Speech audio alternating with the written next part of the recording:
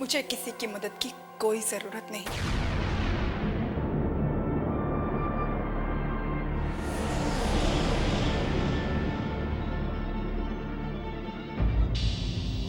Inspector साहब, एक बात जरूर कहना चाहूंगा आपसे कि भले ही दूसरे कहने पे आपने वीना को गिरफ्तार तो कर लिया, लेकिन माफ कीजिएगा, आपको शरीफ और मुजरिम में अभी तक फर्क करना नहीं आया। मिस्टर लक्ष्य, किसी की शक्ल पर नहीं लिखा होता कि वो शरीफ है या मुजरिम। हम सिर्फ सबूतों के बिना पर अपना काम करते हैं। मुजरिम कौन है और शरीफ कौन है, इसका फैसला करना कोर्ट का काम है। अब आप जा सकते हैं।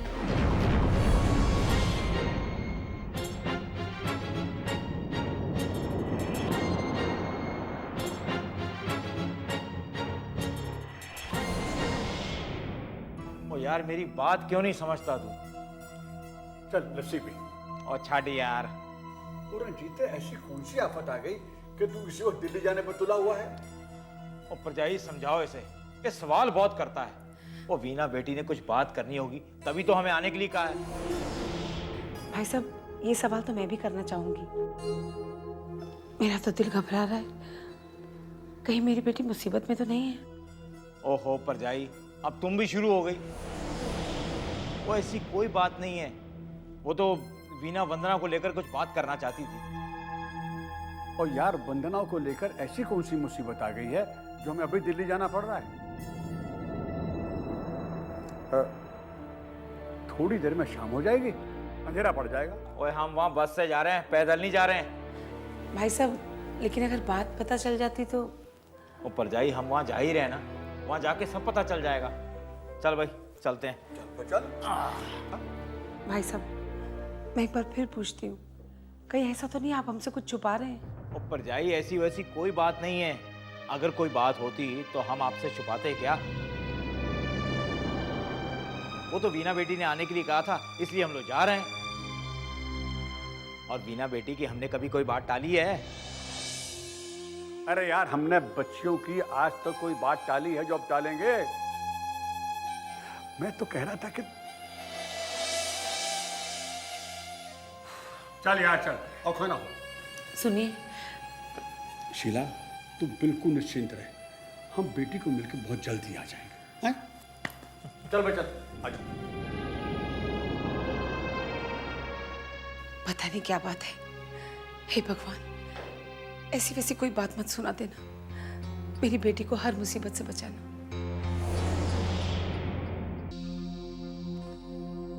इंस्पेक्टर साहब, मेरी दीदी वीना, मेरी वीना दीदी कहाँ है? अच्छा, तो वो आपकी बहन है? वो वहां लॉकअप में है।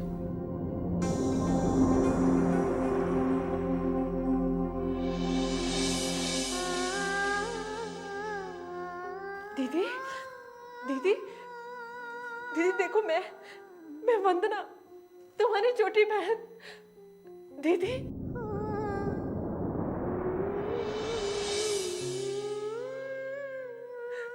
दीदी मैंने लाला जी को सब कुछ बता दिया, वो बस आते ही होंगे, हम लोग तुम्हें जल्दी बाहर ले जाएंगे। दीदी, दीदी, दीदी तुम चुप क्यों हो, बोलती क्यों नहीं? देखो, मैं तुम्हारी छोटी बहन वंदना तुमसे मिलने आई हूँ। दीदी, दीदी कुछ बोलो तो सही।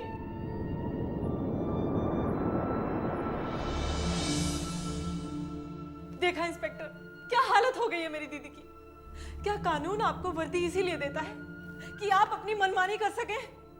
मैं पूछती हूँ, क्या हक है आपको? क्या हक है किसी बेगुनाह को इस तरह लॉकअप में बंद करने का? एक मिनट मैडम, सबसे पहले तो आप ये जान लीजिए कि मुझे गलत साबित करने का हक आपको नहीं। मैं यहाँ बैठकर अपनी मनमानी नहीं करता, बल्कि कानून के जो तरीके हैं उन्हीं तरीकों के बिना पर अपना काम करता हूँ। अच्छा, आपका कानून आपको ये तरीका सिखाता है? किसी भोली भाली लड़की को बिना किसी सबूत के चोरी का इल्जाम लगाकर गिरफ्तार कर लो?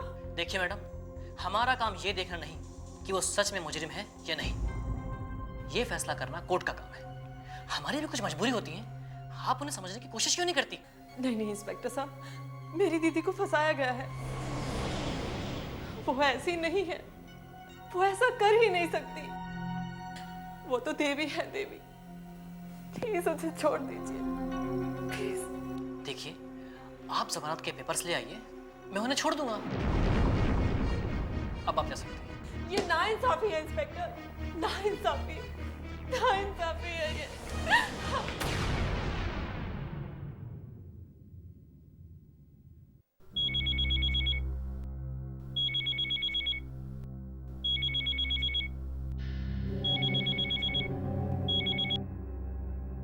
हेलो, मैं लक्ष्य बोल रहा हूँ।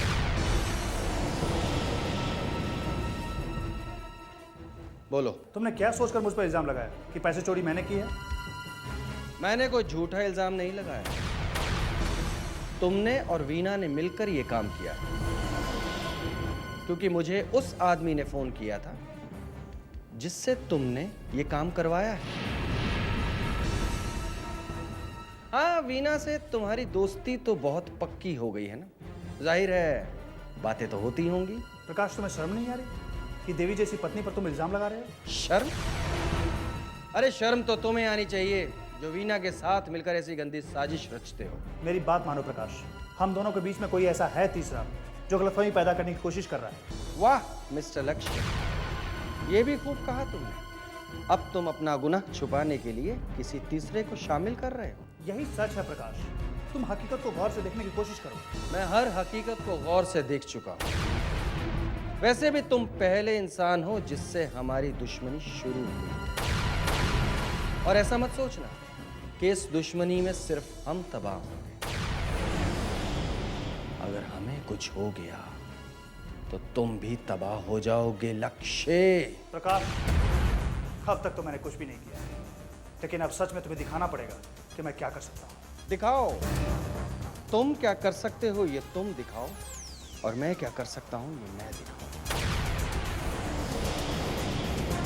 और हाँ, तुम क्या कर सकते हो ये दिखाने की अगर ज्यादा जल्दी हो तो मेरा नंबर नोट करो, 9322832886।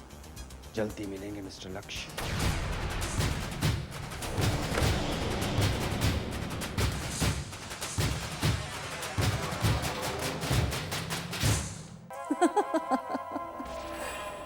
तो आखिर दोनों घरों में तबाही ने एक साथ दस्तक दे ही दी। अरे प्यारी बहना, तोहरा प्लान ही इतना बढ़िया था का तीर छोड़े हो गज्जा एकदम निशाने पे जाके लगा। और बेचारे बाबूलाल के परिवार के साथ साथ नंदलाल का परिवार भी तिलमिला उठा ठोक बजा के। मुझे तो नंदलाल के परिवार पे तरस आता है।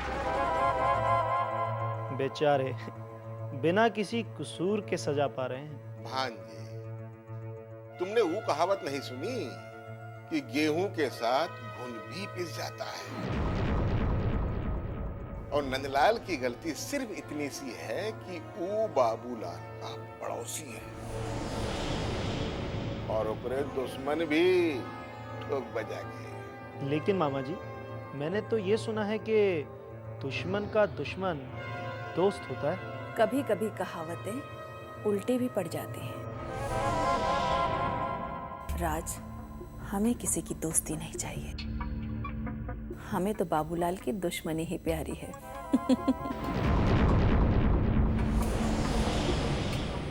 खैर, जीत अपना काम ठीक से कर रहा है या नहीं? अरे बहना, जीत आफत का दूसरा नाम है। वो भला गलती कैसे कर सकता है?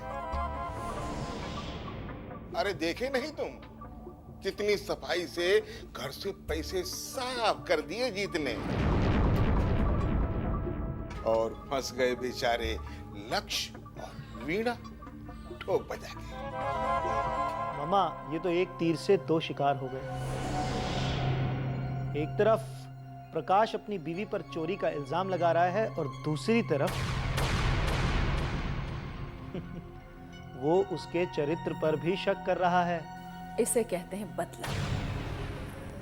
बाबूलाल ने ही तो हमारी इज्जत उछाली थी ना, लेकिन हमने तो उसे इस हाल में लाकर खड़ा कर दिया है कि उसके अपने ही घर के लोग अपने ही हाथों से अपनी इज्जत को उछाल रहे हैं। अरे बहना, इसी को कहते हैं हिसाब किताब चुकता कर देना, और वो भी सूद के साथ, ठोक बजा के।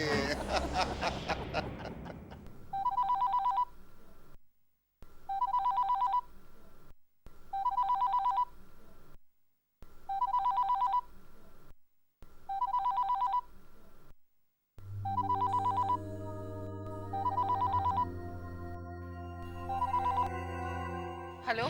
अरे अरे अरे अरे, कौन? सासू माँ? आप क्यों बार बार फोन उठाने का कष्ट कर रही हैं? अपनी चांद से बेटी को फोन उठाने दीजिए ना। जुबान संभाल कर बात कर, बदतमीज। आप तो नाराज हो गई। सुना नहीं, मैंने कितने प्यार से आपको सासू माँ कहा है। देखो, ये जो तुम कर रहे हो ना, बहुत बड़ी गलती कर रहे हो। याद रखना, तुम्हें इस गलती की सजा बहुत ही महंगी पड़ेगी। बदतमीज।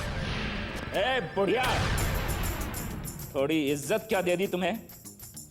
तुम तो तौ दिखाने लगी। अंजाम की बात कर रही हो मुझसे? अभी इसी वक्त तुम्हारे घर आ रहा हूं मैं, और तुम्हारी आंखों के सामने अलका को उठाकर ले जाऊंगा। You shut up!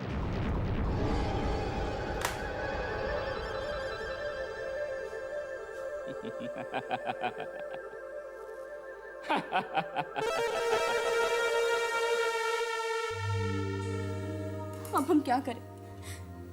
पापा और भैया भी घर पे नहीं है, और जिसके इतने फोन आ चुके हैं, वो कभी भी घर पे आ सकता है। बेटा, तू क्यों डर रही है? तेरी माँ तेरे साथ है ना, वो कभी कैसे आ सकता है यहाँ पर? वो नहीं आएगा।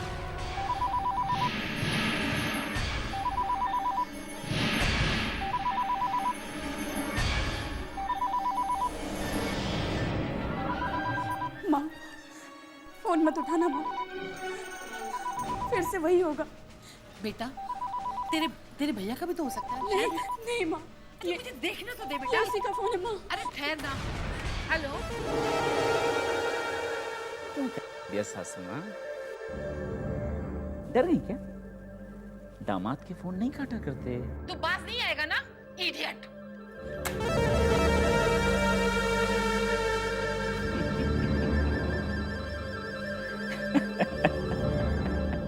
मैंने कहा था ना, ये वही होगा। माँ, मुझे बहुत डर लग रहा। बेटा तू डर मत ना, तेरी माँ तेरे साथ है ना, और अभी देख लक्ष्य भी आता होगा। तू डर मत।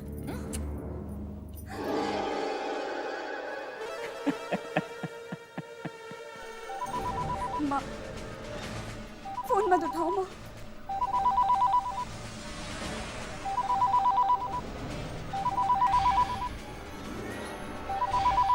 राम राम राम राम राम राम, ये तो होना ही था। नानी, क्या माँ, ये तो होना ही था ना। उसके लक्षण ही ऐसे दिखाई दे रहे थे। इतनी हिम्मत, बाप रे। तू पुत्र हिम्मत की बात करती है, वो जितनी ऊपर से बोली है ना, उतनी अंदर से चालाक है। तू उसको अंदर से नहीं पड़ा। ये तो उसकी किस्मत बुरी थी या हमारी किस्मत अच्छी थी? जब उसका फोन आया ना, तो हम सब लोग यहाँ बैठे थे, नहीं तो हमारे पैसे चोरी करके वो गुल हो जाते। हम सिर पटक पटक कर रोते रहते, और वो उस लक्ष्य के साथ गुच्छरे उड़ाती फिरती। मैं तो कहती हूँ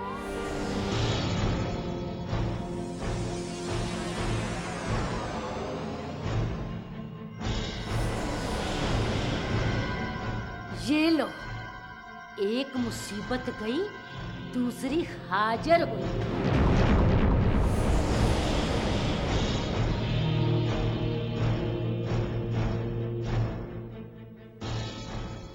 आ गई अपनी शरीफ दीदी से मिलकर।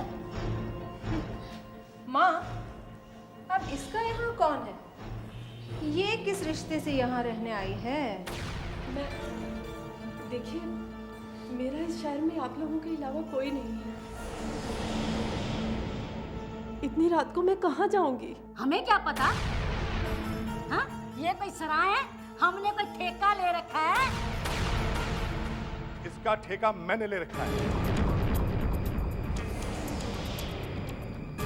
और इसकी जिम्मेदारी लाला जी के सामने मैंने ली थी। वाह दामाद जी, कमाल करते हो। जिसने आपके गले पे छुरी रख के काटना चाहा उसको ही गले से लगा रहे हो। सांप को दूध पिला रहे हो, दूध।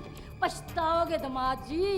ऐसा आप सोचती हैं सासू माँ, मैं नहीं, मेरी बहू बेकसूर है। और फिर फैसला आज नहीं तो कल आप लोगों के सामने आ ही जाएगा। फैसला क्या सुनना है? फैसला सुनना बाकी है क्या? हम अपने कानों से सुन चुके हैं। अगर आपको फैसले का इंतजार करना है ना तो आप कीजिए, लेकिन याद रखिए तब तक वीना और उसके परिवार वालों के साथ हमारा कोई रिश्ता नहीं होगा।